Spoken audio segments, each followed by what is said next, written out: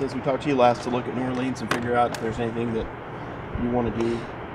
I haven't. You know, it's kind of sad because, you know, when you go into a place like that, you kind of gonna get a chance to experience a little bit of the fun side of New Orleans and a little bit of the, you know, the tourism, the tourist part of it. You know, I feel like I need to be ready, but I'm just gonna go in with a blind eye. You know, obviously I'm a big person on the food, so I can't wait to try the jambalaya, the gumbo. I never had gumbo before. Obviously the beignets, and just any other stuff. I hear they got like fried gator, stuff like that. So I'm looking forward to the food. I can't wait for that. Alabama, how deep into preparation are you guys, and what are you seeing out of that offense that's different than last year? We're not too deep this yet. You know, we got a lot of time, and that's the thing that coaches really been trying to hone in on, which is not getting too deep in, because a lot of people understand this task of, you know, sometimes having too much time can be bad for coaches because they can put in too much stuff, and then you go out there and you see a whole different team. So we really been focusing on Clemson, you know, and to be honest, you know, honing in on the fundamentals of our program. Obviously we've been working some Alabama, so obviously we got a good foundation for the game, and as we get closer and closer, you know, we'll kind of hone in on the things that we feel like are going to give us a chance to win. So it's been really, really good.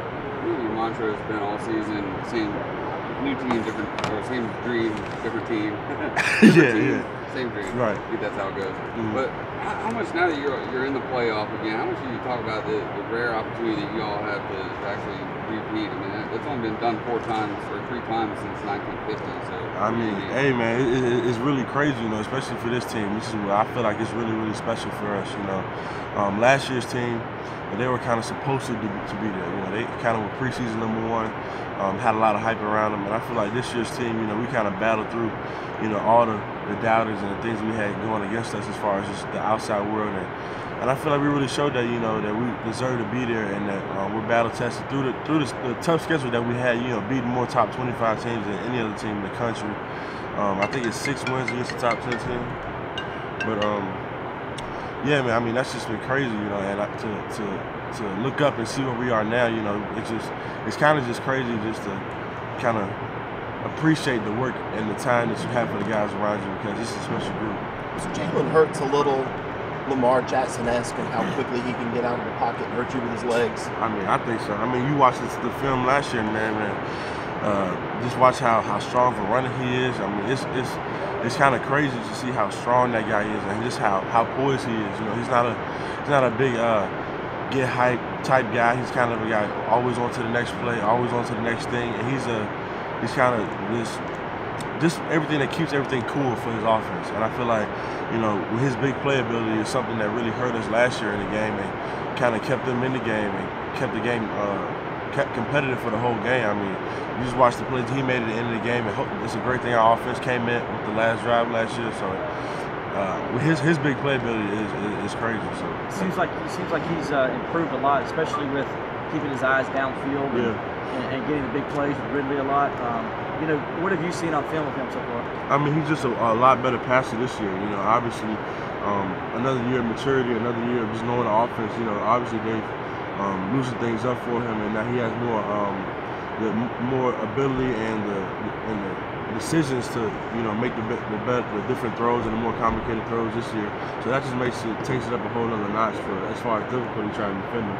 And even when plays break down, you know, like you said with Ridley, he's able to, you know, maneuver out the pocket, you know, hopefully scrambling, and then just throw it down the field to a guy like Ridley or a guy like number 4 or things like that. So, I mean, it's going to be a tough challenge regardless. You know, it's kind of just one of those things where we're going to have to, every play for the full length of the play, we have to be covering and trying to go get him. Is the main goal for you guys along the line always to try and rattle the quarterback, or are there some guys like Hurts that have the big game experience and have been there, done that, to where, okay, we're not sure we can really get into this guy's head or really make him that uncomfortable? I mean, regardless of who we play, you know, we're going to try to do what we do, try to get in the quarterback's face, try to put pressure on him, trying to get in his head. But like you said, man, when you're going against a guy who's maneuver like a Jalen Hurts or a Lamar Jackson type, I mean, you gotta have more discipline. They kind of do it in a smarter way, because those guys can make so many plays with their feet, and you know, it just takes one wrong, you know, rush lane to let a guy like that break a run for 50 yards or to maneuver out the pocket, scramble throw a 60-yard touchdown. So, you know, we still gonna do what we do, but we got to do it smarter this year. I'll be the bad guy and ask. Since we have talked to you about a month ago, any thoughts on what you're going to do after this season? I'm 100% committed to Clemson, man. I mean, it's not fair to me and my teammates to even talk about that or think about that right now. You know, obviously, I've been blessed by my teammates and my coaches and by God, you know, just to have that type of hype around me and to have that, you know, that option. But man, I haven't really thought about it a whole lot, man. I'm just so dialed in on the moment and task at hand, man. I'm just very excited for this opportunity. Have you seen your grades? Have you seen your grades yet? Have you asked for your grades and stuff like that? And if so, when do you get them back?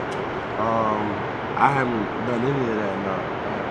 Does it affect your guys' decision making at all?